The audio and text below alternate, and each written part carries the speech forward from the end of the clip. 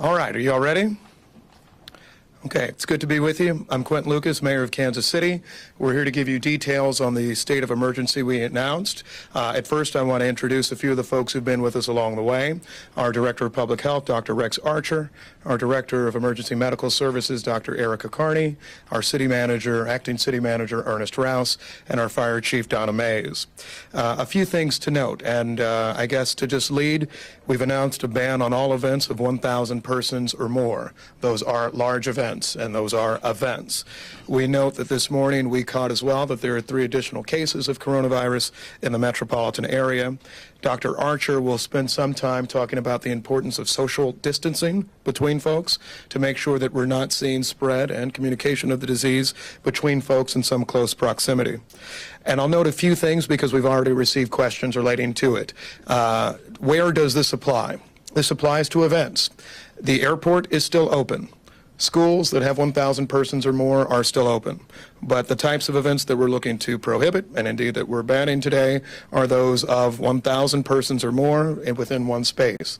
That would include functions like Planet Comic-Con. That would include sporting events. That would include musicals, theater performances, etc. This will run for a period of 21 days, at the end of which, or slightly before the end of that time, we'll look to reevaluate. We'll see the nature of trends both in Kansas City and nationally in connection with what's going on. We've also announced today at City Hall a ban on all non-essential travel, domestic or international, for city employees. Our goal is to continue to try to contain. We have been in many ways fortunate so far in Kansas City, Missouri, but that does not suggest that we don't need to continue to implement prevention measures and to try to take key and important steps to make sure that we're looking out for the public health of our entire region. A few other notes, and then I'll get out of the way for Dr. Archer. I've been in conversation with several superintendents of schools this morning. This is not an announcement as it relates to what schools are electing to do. They continue to go through their own evaluative processes in the best interest of their school buildings and their school districts. And I know they're talking to each other, particularly the school districts in Kansas City, Missouri, all 14, in connection with what is the best approach for all of them, largely in a unified manner. So that's one thing that's of importance. Another thing I want to note is this. There are some who will be angry about any number of things that will be closed over the next several weeks or perhaps longer. Trust me, we are in the business of collecting tax revenues and that sort of thing, so we don't come to these decisions lightly. But we understand that it's vital that we take an important leadership position on prevention. Even though our city has not seen the same flare-ups that you've seen in places like Seattle and Westchester County, New York, etc., we think it's important that we try to make sure we avoid those problems. We think the steps that we're taking today will buy important time for our public health, public safety infrastructure. We think that it will allow us to make sure that we're able to be prepared for any challenges in the future. And frankly, we think this is necessary to keep our community safe. Everything we've said before continues, right? If you're persons in at-risk groups, if you're some who have been subject to illnesses before, if you're folks who are of an older age, we continue to encourage you to take as many steps as necessary to protect yourself. And importantly, and something I said the other day, if you're somebody who is not in one of those groups, it's important that you follow many of the guidelines that we've announced today, making sure you're following good hygiene, social distancing, etc. Everybody has a role in making our community safe, and we think this step is important for us in connection with that. I'll be followed by Dr. Archer, then Dr. Carney, and then we'll be available, myself, the city manager, and both physicians for any questions. Dr. Archer. Thank you, Mayor. So the actions that we're taking today are a small part of how you stop these types of outbreaks. I want to emphasize that. There's a huge amount of personal responsibility, as mentioned, stopping handshakes, not even doing fist bumps because you can still see bacteria and viruses transmitted that way. We're even moving a little bit away from the elbow bump because that's actually where we're telling people to be sneezing. So think about, just greeting people with a hand over the heart or the namaste. We need to break this cycle to keep this virus from moving around. The other part that I want to really emphasize is these measures will help some, but for those that are high risk, and high risk is defined as anyone over 60, anyone that has heart disease, lung challenges, immune problems, you need to be thinking seriously about would you even be in a room like this right now? Once we start seeing person-to-person transmission in the Kansas City metro area, we wouldn't have a meeting like this. We wouldn't have you in this close together. When we had a meeting at the chamber, we started separating things out. Dr. Carney and I will kind of demonstrate you need to be far enough apart that you can't touch hands and there's some space in between. So if we're queuing up in lines for whatever it might be, elections or anything else, keeping some distance is important right now. If you're over 70 and you have any of these pre-existing conditions, I'm basically telling you as a city physician, you really need to be careful about this. Don't go to conference rooms or that. It doesn't have to be a 1,000-person event. It can be 25 people in a room of this size that is starting to put you at risk. Also, we are working with our nursing homes. Most of them are already taking strong actions. People should not be visiting folks in nursing homes right now, particularly once this starts taking off. See what else did I want to mention. I think we'll wait till questions then. Dr. Carney? Thank you, Mayor and Dr. Archer. What we would like to emphasize is that the best form of defense that we have against a virus is prevention. Social distancing is the best thing that we can do. As of this time, no cure exists for certain viruses.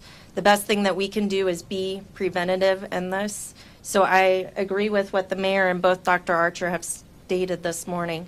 For our existing healthcare infrastructures, now is the time to be prepared and have those conversations. If you're already struggling with the flu and RSV, if you are already at high volume or high capacity, start discussing what are you going to do if you start getting COVID patients and how you are going to take care of those patients. A specific example of agency discussions is here at our fire department, Fire Chief Donna Mays, who is already having the discussions on how this will affect our pre-hospital personnel. If you guys do have any specific questions, like Dr. Archer said, we can address those at the end of this. We'll get to questions in one moment. A few things that I also wanted to make sure I noted, and then we'll get to our questions. One, our public transit systems stay open, both Ride KC, the KC streetcar, they continue to remain open. Of course, you want to use all of the same measures we've talked about, social distancing, good hygiene, et cetera. I know both the streetcar authority and our bus system are cleaning their cars often, and so we'll continue to do that. As I noted before, the airport remains open, and so you needn't call to check from them in connection with that. We've also received some questions from private businesses, et cetera. If you work in a large office tower in excess of 1,000 persons, of course, this order doesn't impact them unless, of course, they have some giant event on the ground floor. One other point that I wanted to make is this. I know that there are a lot of people that are concerned, that are scared. Really what we're trying to do now is have an important preventative step, and that's what this is all about. We're not trying to be alarmist. We're not trying to concern folks. What we're trying to say is how can we make sure that we don't see a significant impact before we can handle it here in Kansas City. And so that's why we believe we're looking to larger events, 1,000 or more. That's why we're looking to at least this 21-day period, and then we'll see review. There may be some questions relating to how do you come to that number. And largely what we wanted to say was this is about at least the large events for now. If it becomes necessary that we need to look at numbers at a lower number, 500, 250, then we'll evaluate that at the time. But we view, in the interest of public safety now, that our large event number was more important for us to hit and to address a lot of those events, particularly given the number of people that travel coming into some of the bigger events that we might see in our community. So with that, I want to say thank you all for being here, and we welcome any questions. Why didn't you do this yesterday before the first game of the Big 12 tournament? You know, yesterday and the days before, we had a conversation, myself, Drs. Carney, Dr. Archer, about public health issues, public health concerns. I think we've seen a lot change even in the last 24 hours. We've seen more health departments around the country, more orders issued from mayors, governors, et cetera, even in the last day after our press conference at 7 a.m. yesterday that spoke to these issues, that spoke to containment. And so I think we were able to evaluate, actually yesterday afternoon, what was the important next step for Kansas City, and we think that this is the best step for us. In this state of emergency, there's a bunch of things that it says that you can do that you haven't necessarily ordered yet. Yes. Such as order evacuations, close businesses, gas stations, liquor stores, and anything else that you need to do to protect life and property. What is the likelihood that you will go beyond this step today and do some of that? And on that one, we are not certain yet. We wanted to make sure that the full parameters of what's allowed in the charter and our code of ordinances were clear for folks. I think, frankly, what we're trying to do is give some good guidance as well.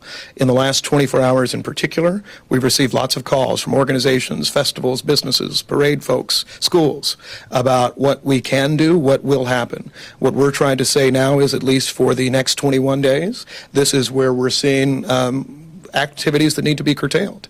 To the extent that there is more necessary, we certainly will evaluate that. I've probably seen Dr. Archer and Dr. Carney almost every day, it feels like, and I imagine it will continue to be that long term. I'll make one other note. The city manager referenced this morning. He is in constant contact with our department directors, all of them, to make sure that, first of all, we're protecting our city workforce, but also the people of Kansas City, making sure that we have consistent communication and responses to all of these issues. Does this apply to churches that might have a congregation above 1,000 on a Sunday morning? So I've actually talked to a few pastors already since this time as well. 1,000 is generally larger events. It's our view that there aren't that many churches that usually have an assembly of 1,000 people or more in the morning.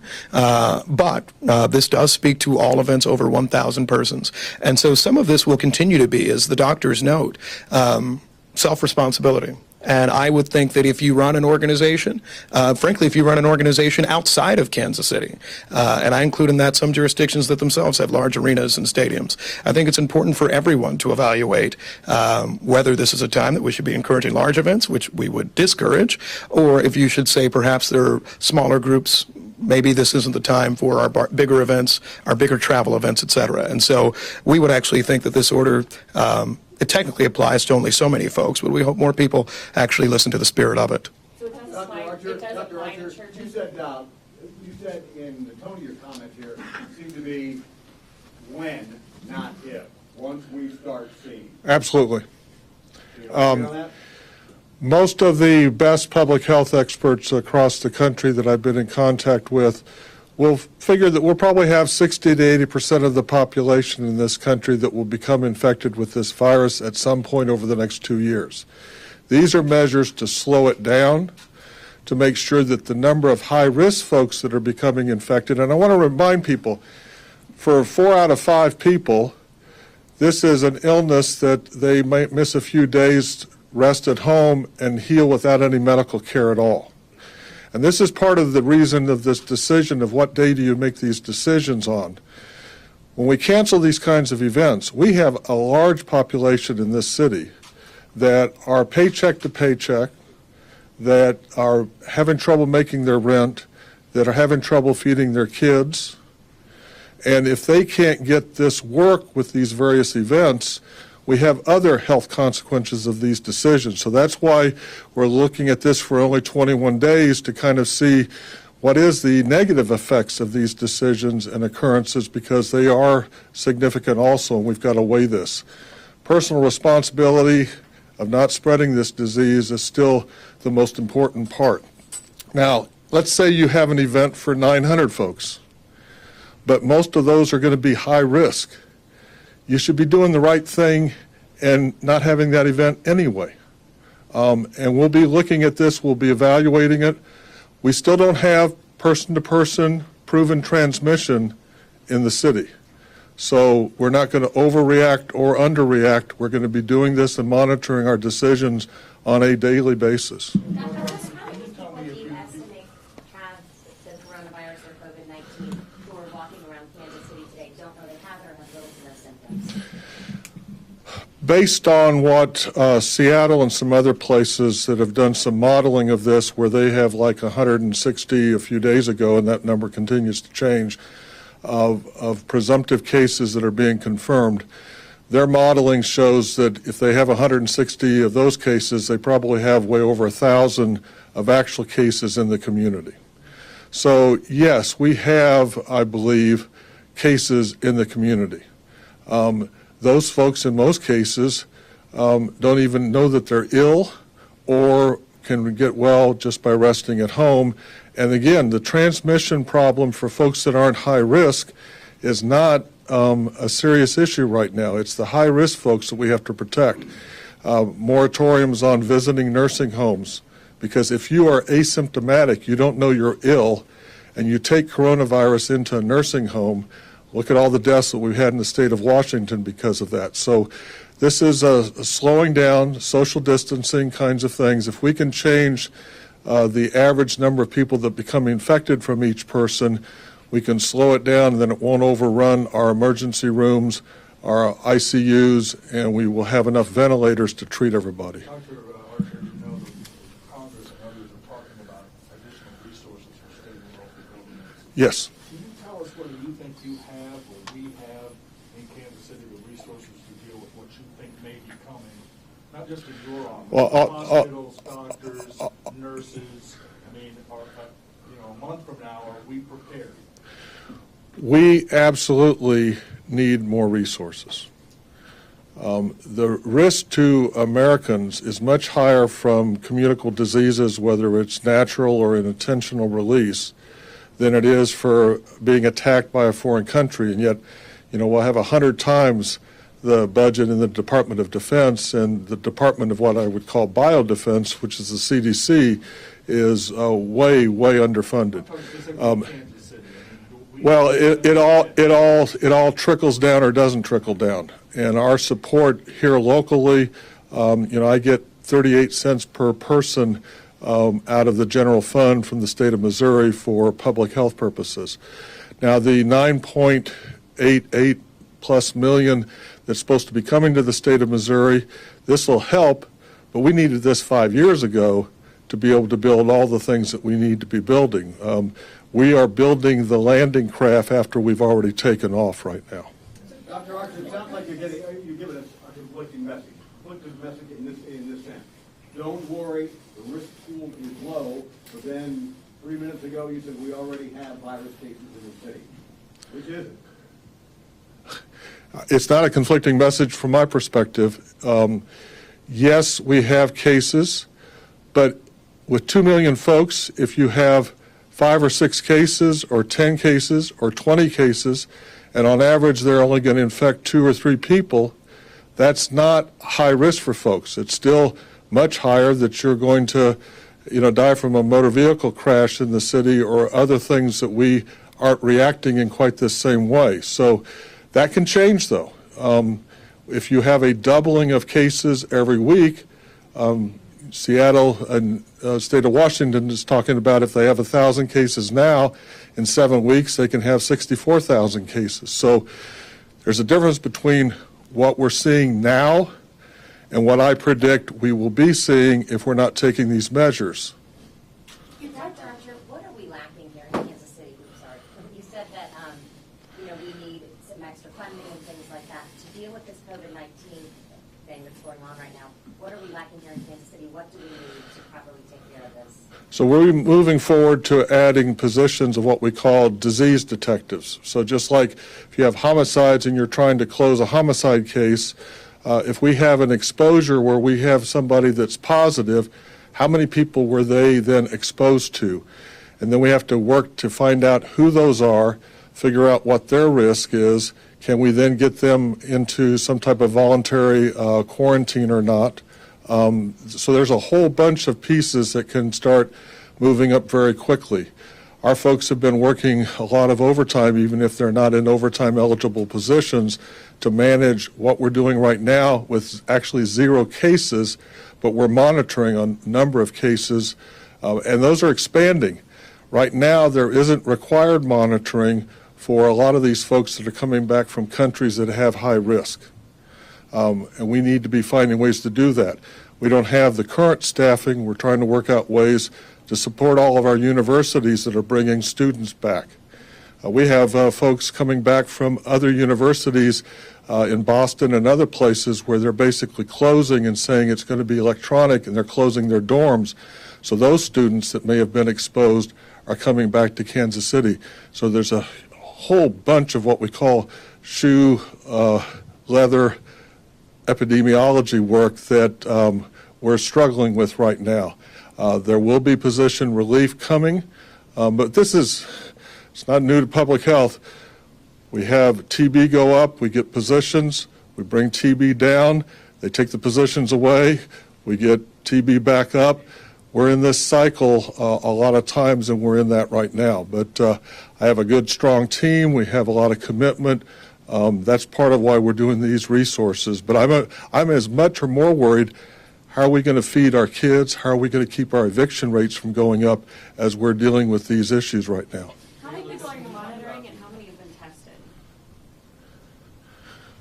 We're actually not talking about the exact number that we're monitoring because that's a very moving number. Literally, it changes from minute to minute, day to day. We have tested a number of folks, probably less than a dozen right now, and none of those have come back positive. You talked a little bit about quarantine, Dr. Archer. Yes. Do you have plans for sort of group quarantine, or some cities have taken hotel, because we do have some populations for whom quarantine will be difficult, older homes, smaller homes. We've been talking about that. We are in literally daily contact with most of the other big city health departments, the other 29 of us that are part of the Big Cities Health Coalition that are on the front line of a lot of this activity going on right now. And yes, we have identified the potential of, does the state or do we need to secure a hotel for this kind of work?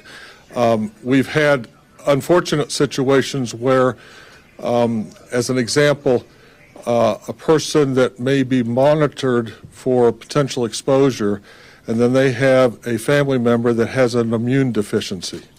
And so then we've got to deal with, okay, and if that person is not of age, then how are we going to be separating them from that parent? And so we're having these conversations. Luckily, we haven't had to actually do any of that, but we may have to. That's what I'm asking for. If you feel you have the resources for those kinds of problems and decisions a month from now. I am comfortable that we will get those resources. We don't have all those right now. I have a comment as well.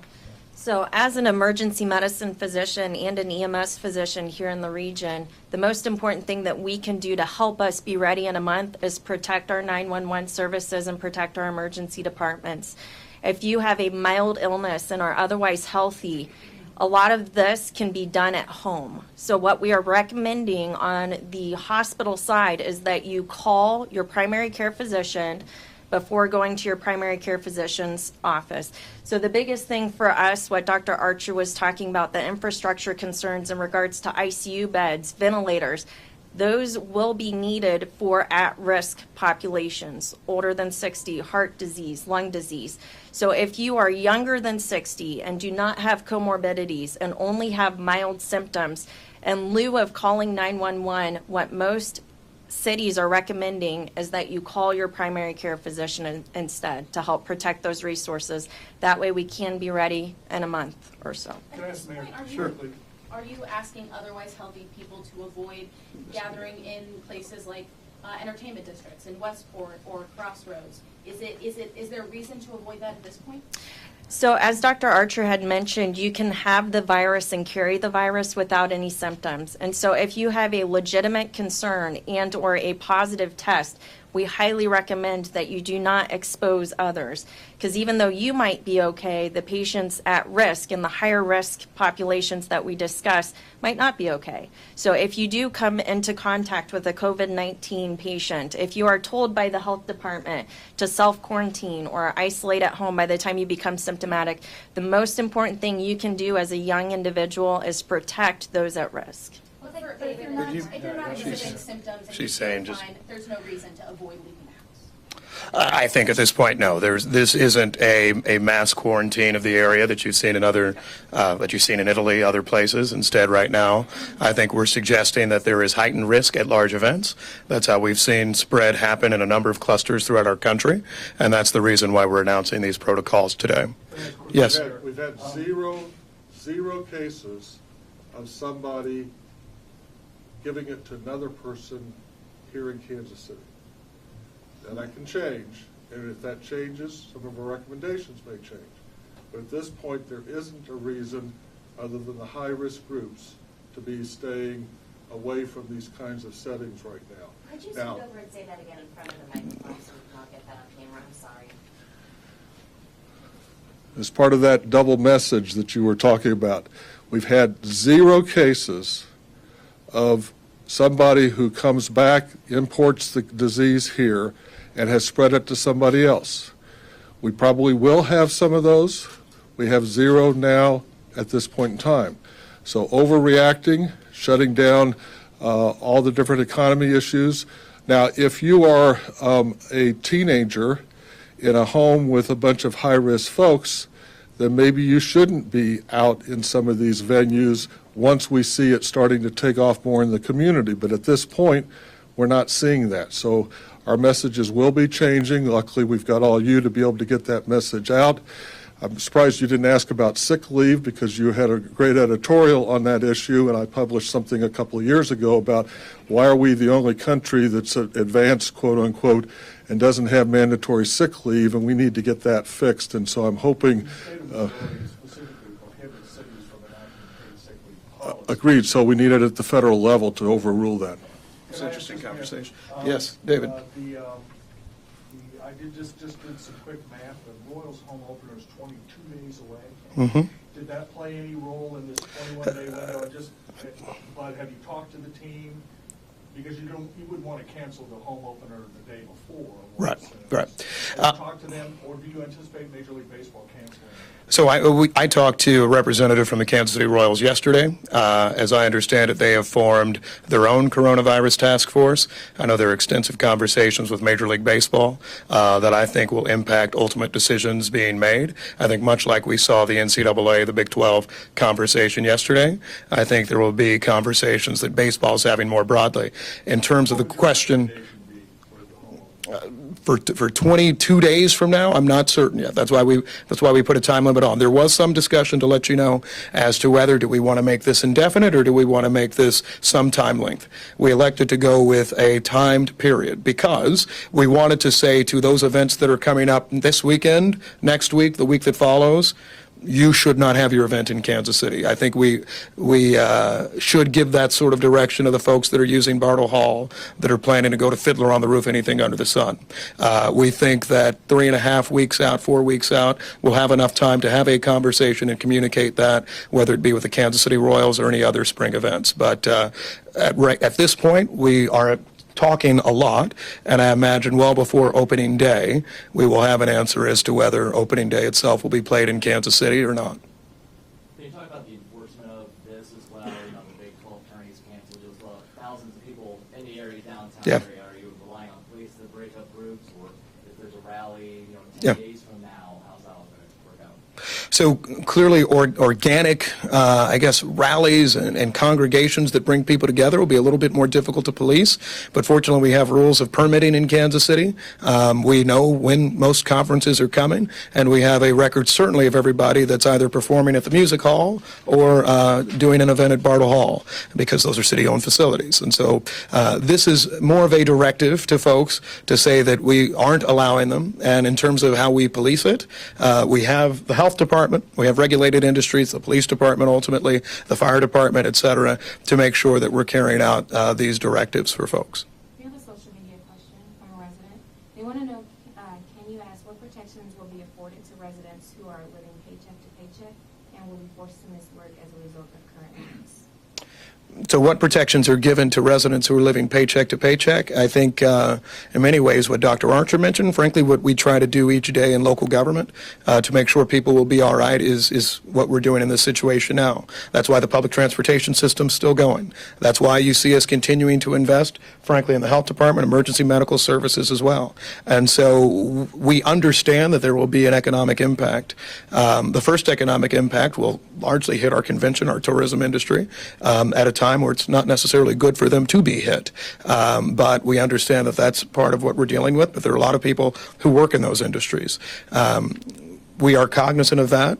In the interest of public health and public safety, we made these decisions, but we're aware of the fact that this may need more support from the city in any number of different areas, and we'll look to that as we proceed, not just over the next several weeks, but over the rest of the year.